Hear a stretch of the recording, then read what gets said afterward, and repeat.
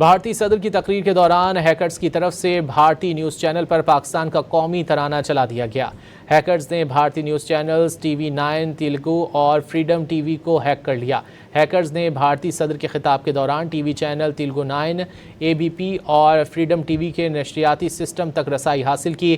کارروائی کے دوران ہیکرز کی جانب سے تنبیہ کی گئی کہ پاکستان سے چھیڑ چھاڑ نہ کی جائے۔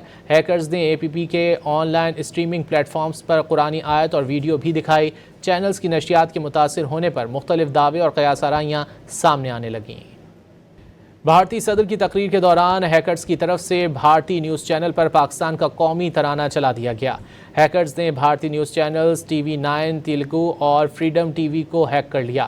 ہیکرز نے بھارتی صدر کے خطاب کے دوران ٹی وی چینل تیلگو 9، اے بی پی اور فریڈم ٹی وی کے نشریاتی سسٹم تک رسائی حاصل کی۔ کارروائی کے دوران ہیکرز کی جانب سے تنبیہ کی گئی کہ پاکستان سے چھیڑ چھاڑ نہ کی جائے۔ ہیکرز نے اے پی پی کے online streaming platforms پر قرآنی آیت اور ویڈیو بھی دکھائی۔ چینلز کی نشریات کے متاثر ہونے پر مختلف دعوے اور قیاس آرائیاں سامنے آنے لگیں۔ بھارتی صدر کی تقریر کے دوران ہیکرز کی طرف سے بھارتی نیوز چینل پر پاکستان کا قومی ترانہ چلا دیا گیا۔ ہیکرز نے بھارتی news channels T V 9 Telugu اور فریڈم ٹی وی کو ہیک کر لیا۔